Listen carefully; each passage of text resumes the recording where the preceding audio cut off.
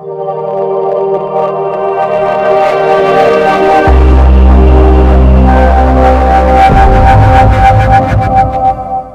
a lot of land. How did those people get there?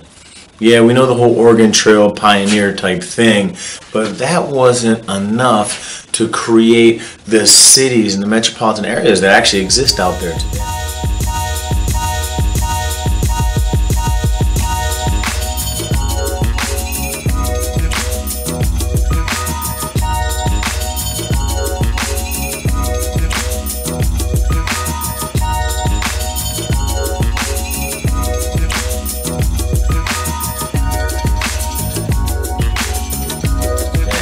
How did they get started? Well, it was also before the Civil War.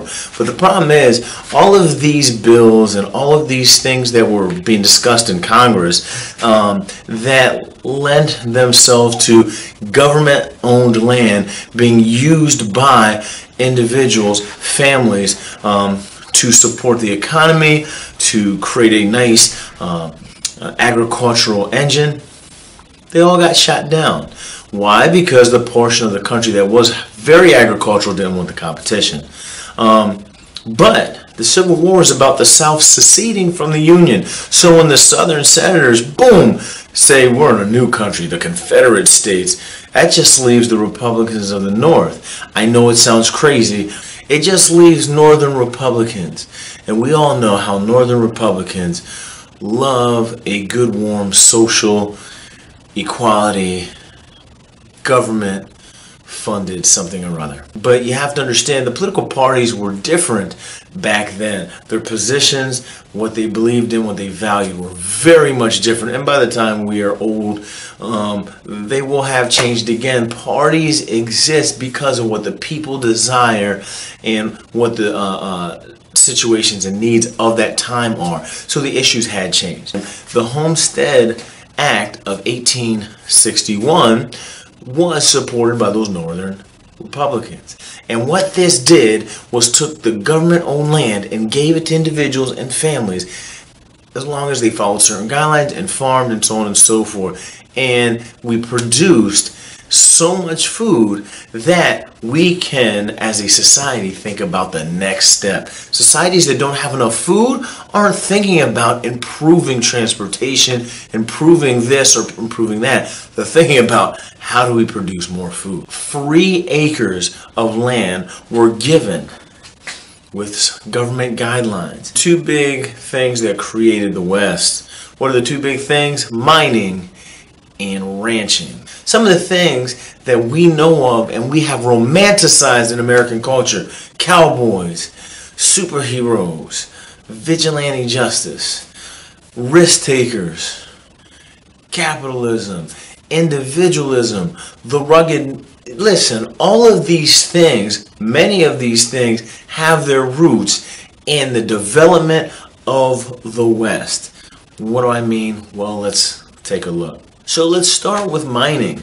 Yeah, we have the gold rush before the Civil War, but during and after the Civil War, there are various deposits of precious metals that are found. And when somebody finds it and word gets back in the East or various parts of the West, people rush to that area to get a little bit. They all want to claim some of the fortune that they swear they're going to find. So, whether it be silver, whether it be iron, copper, there's a number of metals that were found and extracted from the ground, and some people actually did make small fortunes. What type of people would rush out, spend their entire life fortune on big risk? Well, there's a lot of single men, a lot of big risk takers, a lot of people who wanted to raise their social status. In the cities of the East, an aristocracy was developing because of big business and factories and the Industrial Revolution. We'll talk about that later. But since some of them, I can't break into that, my family doesn't have that, there's no way, I don't know how to do this, or I don't have these knowledges. They're like, hey, listen, if I can't raise my social status in the East, maybe I could be risky, work hard, and in the West, become something special. Now, don't get it twisted. It's not just single men. We also see some families that start farms and so forth. But we're going to stick to the mining. We'll get to the farming and ranching a little bit later. What does mining do? It creates these boom towns. When people rush into a city because there's something in the ground that they want to extract and there's enough that a lot of people can benefit and support themselves with, you get what's called a boom town. Some of these places went from a few hundred people village to a 30,000 person city in a year or two. I mean, the growth was exponential. And with the people going to find a fortune, you also got people supporting them. You ended up having banks and hotels and taverns in churches, and you would have people move in to start publications. And when the Iron Horse moved in, the railroads, a lot of cities really took off. Now, the problem is when the substance that creates that boom town is now gone, what do you think happens to the town? You get a ghost town, because what the city survived on, what created the city, is no longer there. Now you have to understand, some cities actually survived. When the gold, silver, whatever they were extracting from the ground was gone, they had already set up enough farms, they had already set up enough whatever. Railroads had moved in. There were other things that were stabilizing that city, and those became some of the foundational cities of what we call the West. The cities that survived, the cities that were built properly, they stabilized a large enough population that statehood is real for a number of the places. Now, these people becoming members of the country, becoming states, it completely changes not just the economy, supporting the economy. Railroads are getting built. Some states bankrupt themselves trying to fund railroads.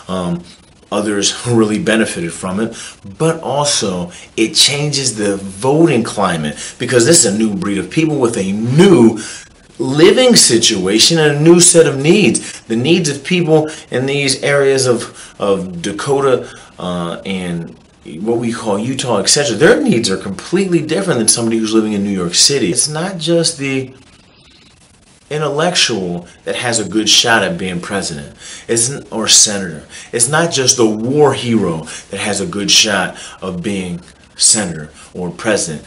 Now you have people who are looking for this self-made man, this guy who can stand on his own 2 feet and claim that he made himself out of nothing without any help. Remember the Homestead Act, right? A lot of these people had more help than they actually want to admit. When we're looking at things like the metals that they are extracting from the ground, that they're mining, during the Civil War, some of those usable metals, not like gold, which is very soft, but a lot of those usable metals were being bought up by the Union and some even by the Confederates. So there was a demand for them.